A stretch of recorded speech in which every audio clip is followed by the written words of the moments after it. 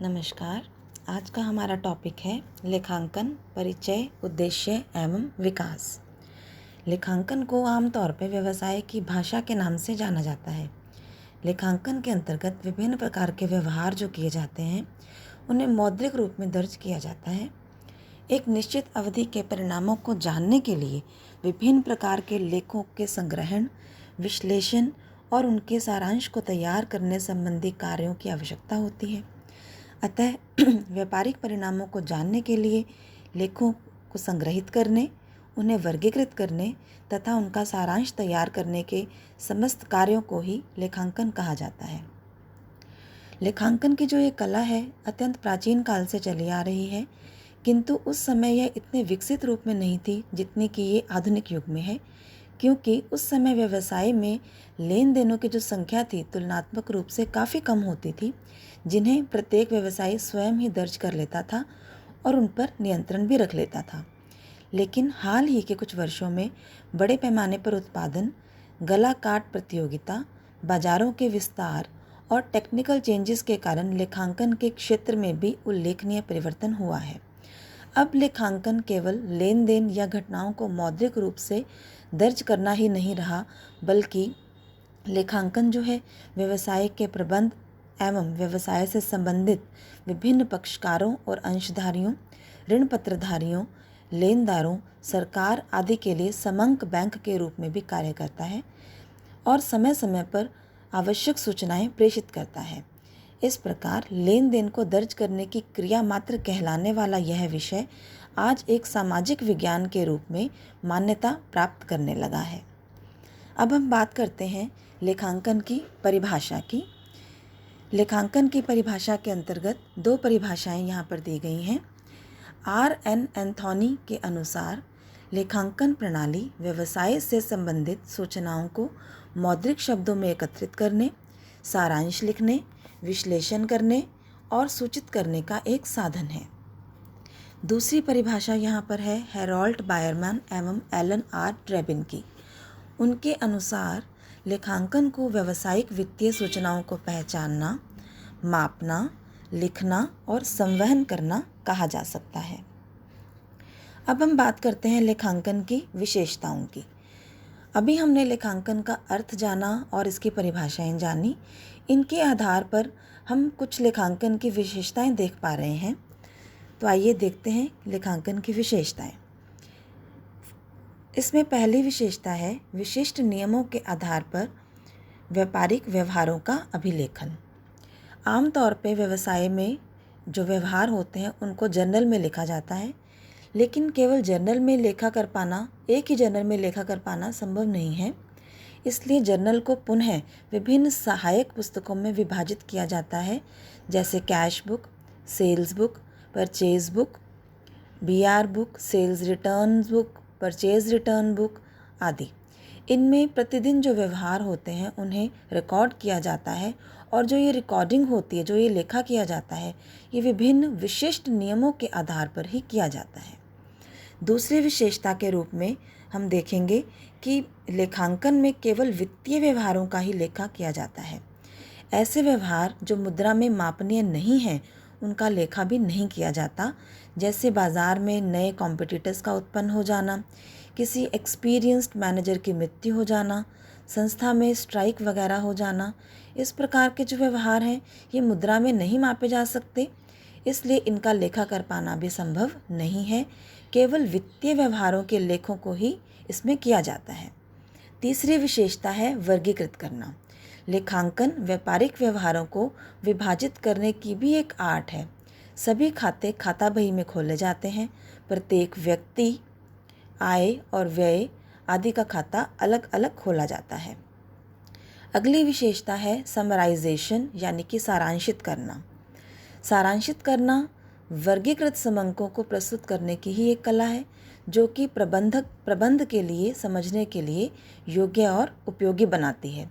उदाहरण के लिए विविध ग्राहकों को एक मद, यानी कि सन्ड्री डेटर्स में, विविध देनदारों में, और विविध पूर्तिकर्ताओं को एक ही मद, यानी कि सन्ड्री क्रेडिटर्स में समूहित किया जाता है, जिससे बाद में ट्रायल बैलेंस और फाइनल अकाउंट्स बनाए जाते हैं। अगली विशेषता है परिणामों का विश्लेषण एवं निर्वचन। इसके द्वारा यह ज्ञात किया जाता है कि किसी संस्था को एक निश्चित अवधि में कितना लाभ हुआ या कितनी हानि हुई और वो क्यों हुई। इससे हम कंपैरेटिव एनालिसिस भी कर सकते हैं। नेक्स्ट हम बात करेंगे लेखांकन के उद्देश्यों यानी कि ऑब्जेक्टिव्स के बारे में। प्रत्येक कार्य का कोई ना कोई उद्देश्य होता है। इसी प्रकार प्रत्येक व्यवसायी अपने लेन देनों का संपूर्ण लेखा जोखा करना चाहता है ताकि उससे व्यवसाय के बारे में वो संपूर्ण जानकारी प्राप्त कर सके।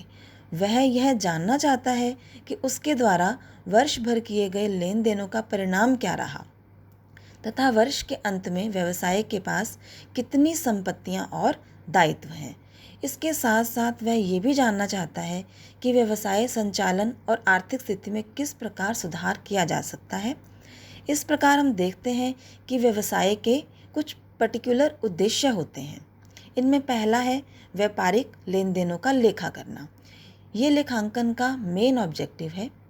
इसके अंतर्गत व्यवसाय के लेन देनों का पूर्ण लेखा जोखा रखना होता है ताकि हमें भविष्य में किसी प्रकार का यदि कोई छल कपट किया जाता है तो उसका पता चल सके और व्यवसायी को व्यवसाय के संबंध में पूरी तरह से जानकारी रहे। दूसरा उद्देश्य है लाभ हानि की जानकारी प्राप्त करना। हम जो भी कार्य करते हैं हम अवश्य ये जानना चाहते हैं कि इस कार्य में हमें लाभ हुआ है या हानि हुई है। इसी प्रकार लेखांकन के द्वारा व्यवसायी यह जानना चाहता है कि उसने व्यवसाय का संचालन कितनी एफिशिएंसी से किया है। व्यवसाय की एफिशिएंसी का जो मेजरमेंट है वो उसके द्वारा अर्जित लाभ से किया जाता है। अतः स्टेटमेंट ऑफ P&L बनाकर व्यवसाय की लाभ या हानि की स्थिति ज्ञात की जाती है। तीसरा उद्देश्य हो सकता है आर्थिक स्थिति की जानकारी प्राप्त करना। प्रत्येक व्यवसायी वर्ष के अंत में व्यवसाय की वित्तीय स्थिति जानना चाहता है। वह यह जानना चाहता है कि उसके पास कितनी एसेट्स हैं और कितने लायबिलिटीज़ हैं। इसके लिए वह वर्ष के अंत में बैलेंस शीट बनाता है और आर्थिक स्थिति की जानकारी प्राप्त करता है। अगला उद्देश्य है विभिन्न पक्षकारों को सूचना प्रदान करना। आज के आधुनिक युग में यह उद्देश्य एक मुख्य उद्देश्य है। व्यवसाय से संबंधित अनेक पक्षकार होते हैं जैसे share holders, debenture holders, creditors, banks, government आदि। इन पक्षकारों को विभिन्न प्रकार के निर्णय लेने होते हैं जिसके लिए लेखांकन सूचनाओं की आवश्यकता पड़ती है। अतः लेखांकन का एक उद्देश्य इन सभी पक्षकारों को आवश्यक सूचनाएं उपलब्ध करवाना भी है। इसके बाद हम देखेंगे कि लेखांकन का भारत में इतिहास और विकास किस प्रकार से हुआ। भारत में लेखांकन का जो इतिहास है वो बहुत पुराना है। भारत में लेखांकन कोई नया विषय नहीं है। हमारी पुरातन मान्यताओं के आधार पर धर्मराज के लेखापाल चित्रगुप्त प्रत्येक जीव के जन्म जन्मांतरों का लेखा जोखा रखा करते थे तथा उनके कर्मों के बैलेंस शीट के आधार पर ही उनकी अगली योनि का निर्धारण करते थे। इसी प्रकार श्रीमद् भागवत गीता में श्री कृष्ण ने अपने उपदेश में भी लेखे जोखे का उल्लेख किया है। और भारत की जो महाजनी बही खाता पद्धति है वो हज़ारों साल पुरानी है। तो यहाँ हम चरणबद्ध रूप से देखेंगे कि किस काल में लेखांकन का विकास किस प्रकार से हुआ। सबसे पहले हम बात करते हैं वैदिक काल में। ईसा पूर्व लगभग 5000 वर्ष पहले वैदिक काल में भारत में लेखा जोखा रखने की परंपरा के बारे में जानकारी मिलती है। वेदों की कई ऋचाओं में इस प्रकार का उल्लेख भी मिलता है। नेक्स्ट हम बात करेंगे इसमें मनु संहिता के बारे में।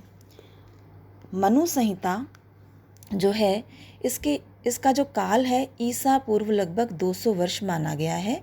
इसके अंदर भी लेखांकन उचित प्रकार से रखने का उल्लेख मिलता है। ऐसे कई श्लोक हैं जिनके द्वारा हमें पता चलता है कि उस समय में भी लेखांकन उचित प्रकार से रखा जाता था। नेक्स्ट इसमें है शुक्र नीति। शुक्र नीति जो है भारत का एक महत्वपूर्ण ग्रंथ है जिसे कि शुक्राचार्य द्वारा रचित किया गया है। शुक्र नीति में आय के आधार पर राजाओं को विभिन्न वर्गों में बांटा गया है। इस काल में राजा को अपनी आय को किस प्रकार से व्यय करना चाहिए इसका भी वर्णन मिलता है। यहाँ आय और व्यय का हिसाब रखने वाले व्यक्ति को विभिन्न नामों से संबोधित किया जाता था। लेखांकन के विषय में अच्छी जानकारी रखने वाले व्यक्ति को सुमंत कहते थे।